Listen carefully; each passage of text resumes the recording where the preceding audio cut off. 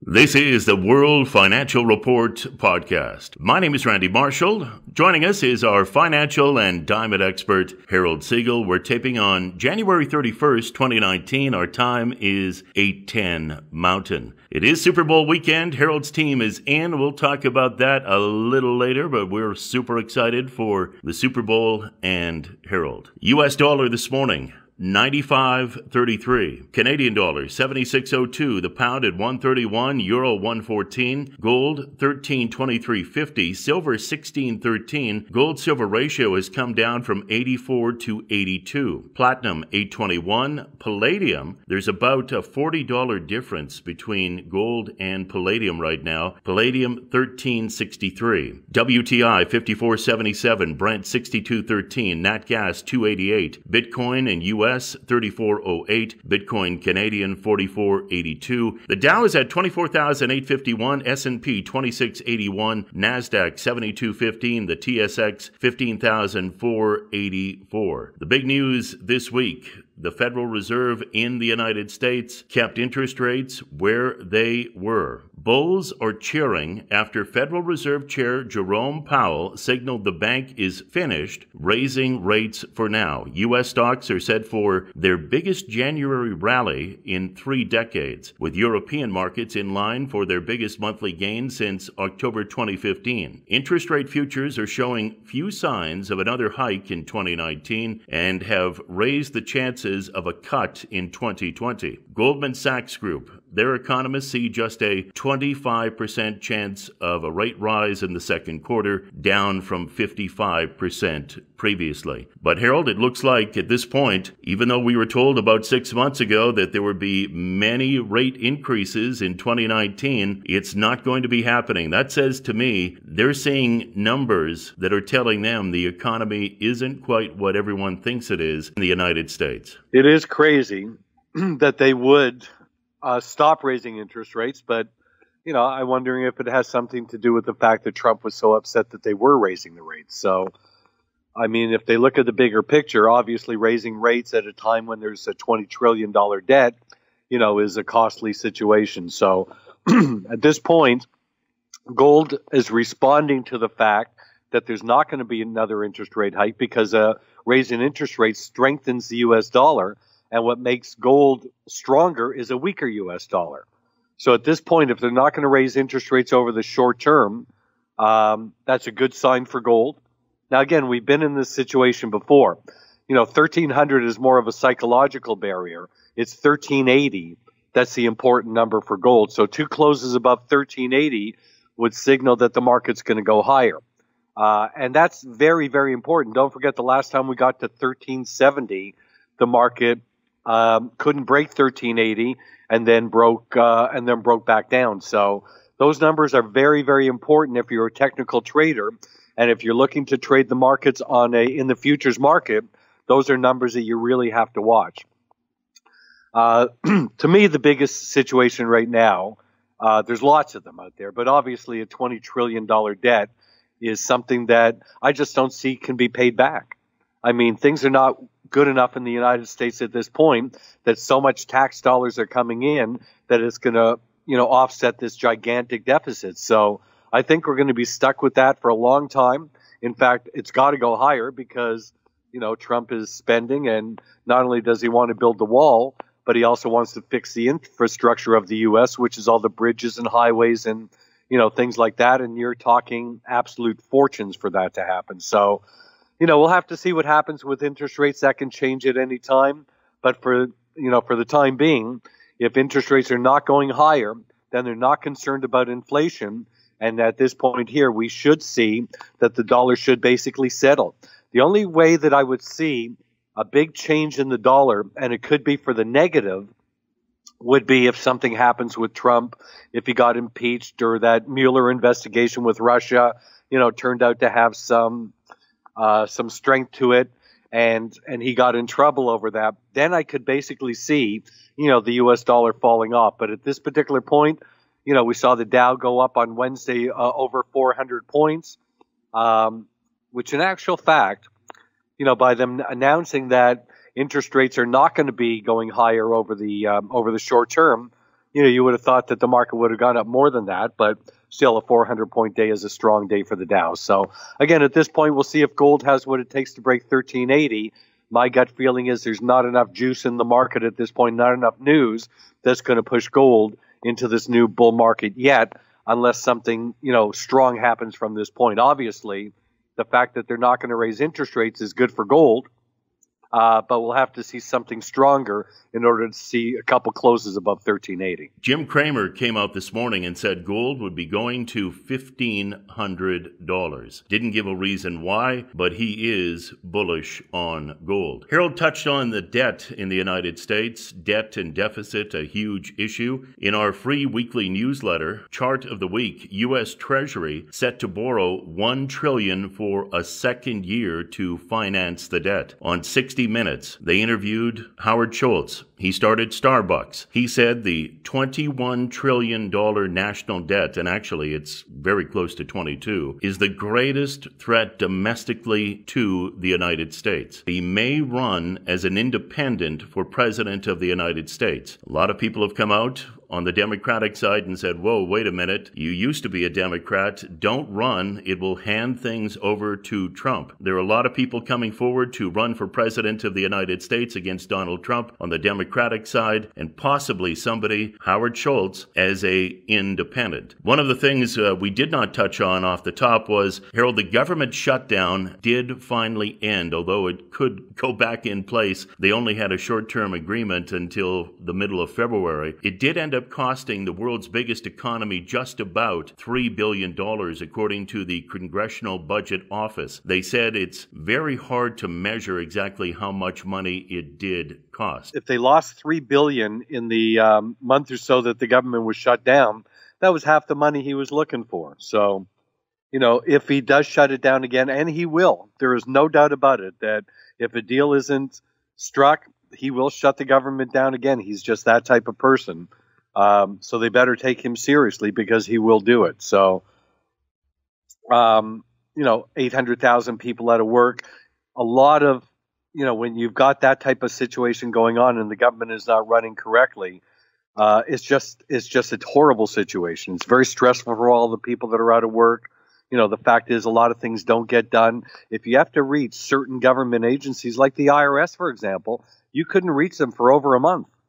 And people need their tax returns or they need to have, situations handled. And there was nobody answering the phones for the entire time that the government was shut down. So it's a horrible situation for the country. It could definitely hurt the economy. It also hurts the reputation of the United States. I mean, for a president to let the government shut down because he doesn't get his way over a wall is something that people would view as childish and immature. But again, we'll have to see what the results of that is. It's just a very difficult time here. There's just no doubt that things are not as good in the U.S. and around the world economically as people make it out to be. The U.S. is not in great shape financially. You've got certain people that are doing extremely well, but when the stock market doesn't do well, the very wealthy don't do as well. And the fact is that the stock market is not doing well at this point. December was one of the worst months in stock market history. So going to have to see how things go at this particular point. But obviously, by not raising interest rates, that changed certain markets' outlook. And one of them is definitely gold. Bond King Jeffrey Gundlach says, we just got the most recessionary signal yet. Consumer confidence at present remains strong, but future expectations are plummeting according to the Conference Board's latest readings. Such wide gaps often portend significant economic slowdowns ahead. The most recessionary signal at present is consumer future expectations relative to current conditions. It's one of the worst readings ever, according to Jeffrey Gundlach. We got other news that may point in that direction. Apple came out with their earnings, and their earnings were down. In fact, Q1, worst performance during the holiday quarter in roughly a decade. The results were largely in line with a pre-announcement that Apple did provide in January, but Apple's forecast for Q2 were at the low end of expectations. Apple said its install base of iPhone users is 900 million, the first time time it disclosed that figure. They have about 1.4 billion devices out in the marketplace. Apple, though, let's not feel too sorry for them. They did make $20 billion, and they have $245 billion on hand. It was not a great week for them, as an Arizona teenager and his mother tried for more than a week to persuade Apple to fix a FaceTime bug, which allowed users in a group chat to secretly hear what someone is saying before the person answers the call, to no avail. At this point, as we tape on a Thursday, there has been no fix by Apple for iMacs or iPhones, so turn your FaceTime off until there is a fix. But Apple being down during the holiday says to me, definitely there is a slowdown coming in the United States. Has to be. I mean, there's so much competition in that area. Obviously, the firm is still doing well, but when their profits start to come down, like Amazon this year, and a lot of the big corporations that had done so well, but to see your stock come down by 40% or 30% is substantial, very substantial. Not only does it, it hurts your cap and everything. So, fact is that there's a lot of competition out there, and how many changes can you possibly make to a phone that's going to cause somebody to buy a phone every year or 2 years? So, there's got to reach a saturation point of some type, and I think that's basically what we're seeing starting at this time. Nancy Pelosi did invite Donald Trump to hold his State of the Union on February the 5th. It was canceled about a week ago because of the government shutdown. Now, most Americans and some GOP senators don't want Trump to declare a national emergency to get the border wall in place. Americans oppose President Trump's potential emergency declaration to build his proposed border wall, according to a new poll. They said the wall would cost around $6 billion. He said to Republicans, don't even bother negotiating with the Democrats on this. There's no deal that they're ever going to make on the wall. So one would maybe think that he may declare a national emergency to get the wall. It would be very controversial, though. It certainly would. You got to give the guy kudos for the fact that he doesn't give up. So he's constantly trying to do what he said he's going to do. Fact is that, is it really what's best for the country? And that's what they have to decide. But he's going to do it. I don't think there's any way that he's not going to get it done. And it's obvious at this point here that he's relentless, and he has to. He's in a corner. The fact is that during his, when he was running for office, that's one of the promises that he made. And if he was to go back on that promise, he would lose tremendous credibility, because not only would he be letting down, his followers, the Republicans, but on top of that, he would be made fun of by the Democrats. They're not going to come out and say Donald Trump's a great guy because he backed off of the wall. That's not going to happen. So he's painted into a corner. He has to do it, and he will do it. And if he has to call for it as a national emergency, then he's going to do it. He's going to do it no matter what he has to do to get the job done. On one hand, you have to admire his fortitude. The fact that, when he says he's going to do something, he goes out and get it done. And that's what you want to see a president doing.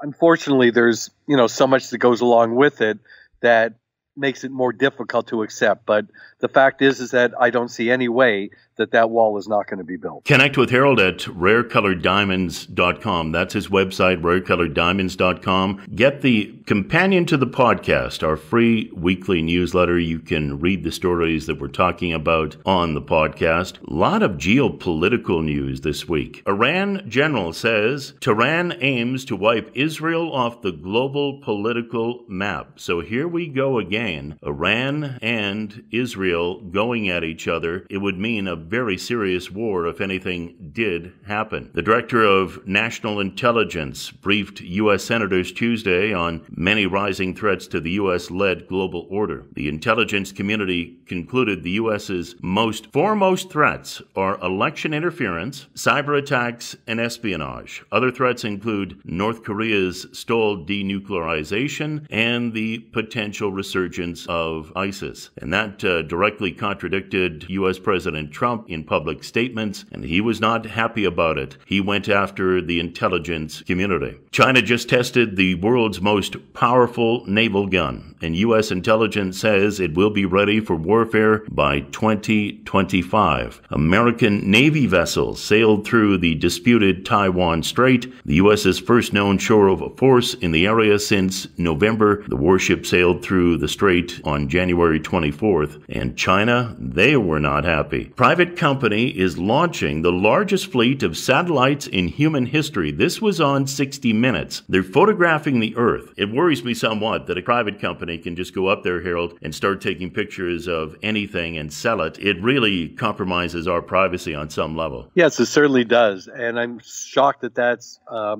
going on at this particular time. So I agree with you 100%. That is very dangerous, and it'd be interesting to see who his clients are. Is this a WikiLeaks type of thing? So also, obviously reminds us of what's going on in China, where they are monitoring all of their people all of the time. So is that what the world's coming to at this point, that Big Brother or somebody's going to be watching every single thing that you do all of the time? That's going to be a concern. Connect with Harold at rarecoloreddiamonds.com. Rarecoloreddiamonds.com is his website. You can see some of the world's finest museum quality diamonds there. And we are big advocates for investing in hard assets. Learn more at rarecoloreddiamonds.com. In the United States, and we're quite thankful here in Edmonton that we're not being hit, the polar vortex is triggering the coldest Arctic outbreak in at least 2 decades in parts of the Midwest of the United States, the middle of Canada. How cold is it in Chicago? So cold they weren't delivering pizza yesterday. The Midwest, according to a chill chart that I saw on the Drudge Report, it felt like minus 75 on the Fahrenheit scale, not Celsius, but Fahrenheit. What gets scary, Harold, and there was power that went off. The pipes freeze. When things warm up, that's when you get all the pipes breaking, and then you have all the plumbing companies running from one building to another trying to fix the problem. Has that cold made its way down to you in Florida at all? I'm embarrassed to say that we were in the 50s yesterday morning, so maybe high 40s. So for Florida, it was a little chilly, but obviously not even worth talking about, because during the afternoon, it got back up into the mid 70s. So it's not hitting us at this point. However, if you look at Atlanta is, I think, 34 this morning. North and South Carolina are in the 20s. So yes, that is starting to come down from up north coming down south.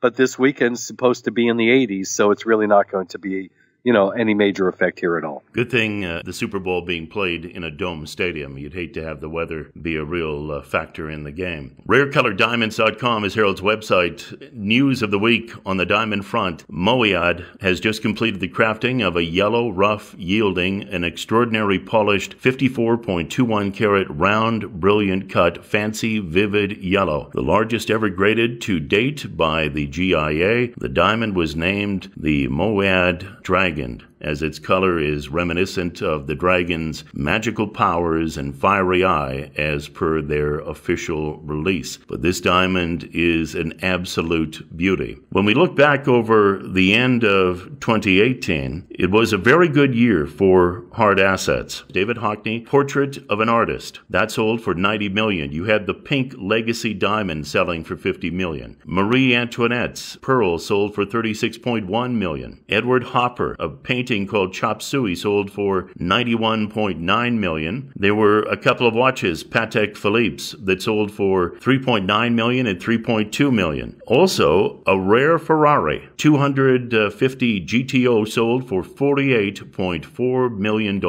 at auction. That all happened towards the end of 2018. And we believe 2019 will be another great year for hard assets. But Harold, record prices, diamonds, watches, art, even handbags. There were handbags that were sold for record prices. It's great to see for those that are in the hard asset market and have some of that in their portfolio, because it's necessary at all times. You bet. And those are huge numbers. Obviously, there's not many people in the world that can spend $90 million on a painting or $50 million on a diamond. But when you've got that type of money, you understand money, and you understand how to invest money. And when a family or a trust or a individual, buys a $90 million painting or a $50 million diamond, it's not just because he loves it. It's because he anticipates, that the market for that moving forward is going to be profitable for them. And the fact is that pretty well all of the time it is. It depends on how long you hold on to them. But when you have diamonds like you've just described, like a 50-carat round, brilliant, fancy, vivid, yellow, flawless diamond, I mean, you'll never see a diamond like that. So they're one of a kind, and they'll command a gigantic price. But the fact is that they hold their value, and they increase in value, and they have other, major purposes depending on, what that person is going to want to do. Is he going to want to travel to a different country? Is he going to want to, put it into a family trust, for 20 or 30 years type of thing? It was just a great year for hard assets, and a lot of that had to do with the uncertainty in the stock market, especially, at the end of the year in December when the market was, falling substantially and there was heavy concern. You're seeing that a lot of people will go to hard assets in order to put safe money away. It's a longer-term investment, but normally works out to be a very nice return. At the end of 2018, Rio Tinto, they had their Argyle Pink Diamond tender, pinks, reds, violet diamonds, and they had 63 of the rarest diamonds on the planet from the Argyle mine in Australia that's shutting down in 2020. They may have 2 or 3 more tenders. They sold to an undisclosed buyer, lot number 1, the Argyle Muse, a 2.28 carat fancy purplish red diamond. It sold for the most and was the most valuable diamond in the tender's 34-year history. Interesting to note, too, over the past 18 years, the value of Argyle Pink diamonds sold at tender have appreciated over 400%, outperforming all major equity markets. As you said, Harold, this is a long-term investment. You don't buy it and sell it the next day for a huge profit. Most people hang on to them for decades, but it impresses me to hear that they outperformed all major equity markets, and we know the tender is down to the final few years. It's been stated by the company. The mine is shutting down, so we believe there is a real opportunity in Argyle Pink diamonds. Better believe it. I think it's going to be one of the better investments we've ever made. And we've had some strong investments over the years in gold and currencies and oil and that type of thing. But, 95% of all pink diamonds, which is a very small number, come from the Argyle mine. The mine is going to close. It's going to close next year. They'll maybe run out of all their diamonds, a couple years after that.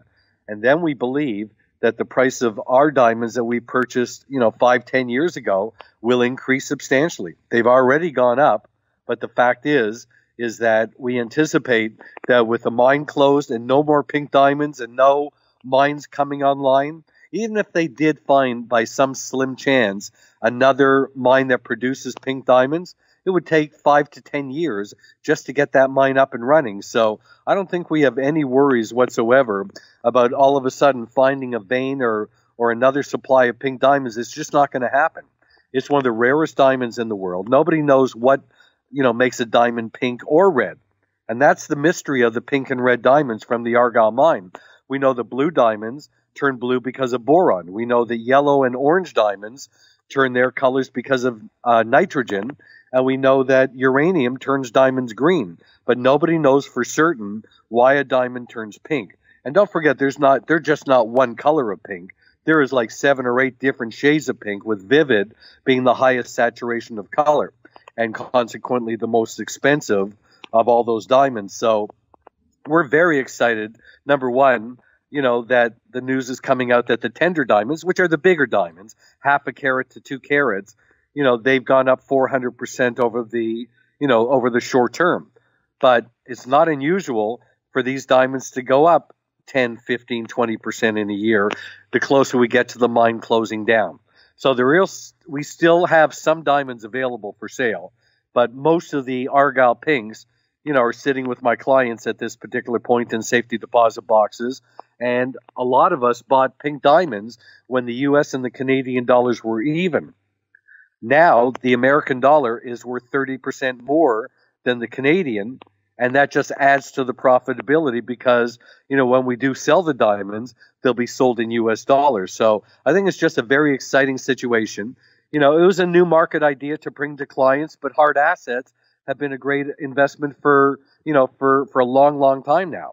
Obviously, to see Picassos or Rembrandts or those type of paintings selling for what they've sold for in the past and presently is just an indication that the smart money and the big money tends to go in safer assets like diamonds, art, and rare cars and those type of things, where, let's face it, putting your money into the stock market is a crapshoot. It's so volatile. The fact is that a lot of people did not make money last year in the stock market. December was such a bad month that it took away, the profitable year. So, I think that, and I'm a conservative person, I'm much more in favor of a longer-term conservative investment that gives you the potential, to do well, as opposed to putting your money into a very volatile stock or commodity market that could take away all of your money. You'll never, ever buy a rare colored diamond that will turn to zero.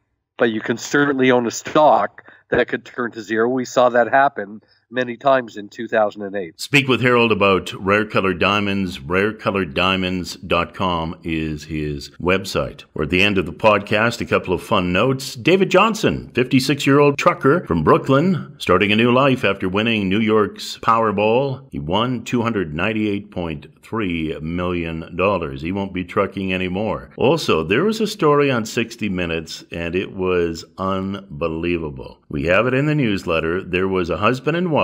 They owned a grocery store, a little store. They retired. The husband, he was really a genius when it came to mathematics. He walked back into the store and saw that they had a new lottery. He looked at the brochure and figured out in 10 minutes you could hack the lottery legally. They legally won $26 million.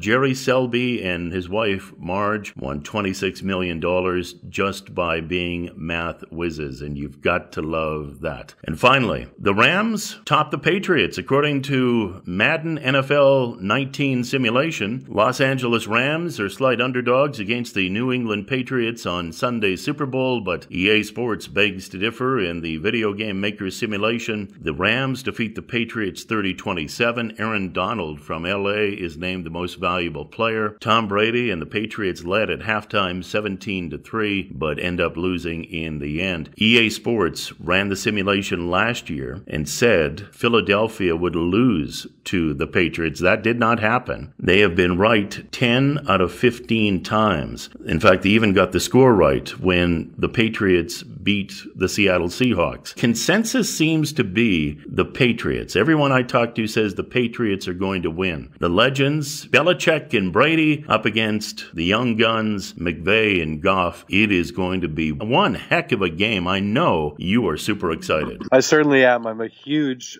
Patriots fan, big fan of Tom Brady. And I am very excited about the game. Obviously, if you look back at history of the 5 Super Bowls that the Patriots have actually won, they've won by less than one score. So the fact is that all of their matches are very tight. It's a big game. We're real excited about it. Both teams are phenomenal.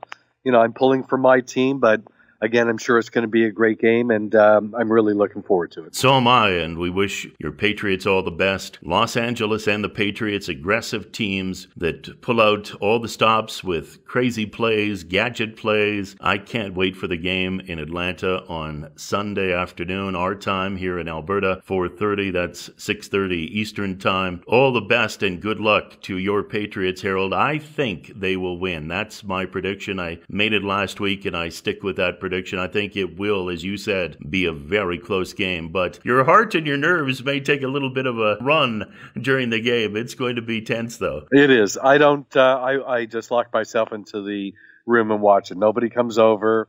I don't go to anybody's home. Don't want to watch it with a bunch of people. Just want to concentrate and give all my positive energy to the team. They need all the help they can get. So it's going to be exciting. Can't wait to watch it. I want to wish everybody a wonderful weekend and a very profitable day. Connect with Harold at rarecoloreddiamonds.com. Get our free weekly newsletter, the companion to the podcast. Ask Harold about Argyle Pink Diamonds. We really believe there's an outstanding opportunity there. Rarecoloreddiamonds.com is Harold's website. That's it. Another edition of the World Financial Report podcast for Harold Siegel. My name is Randy Marshall. We will talk to you next week.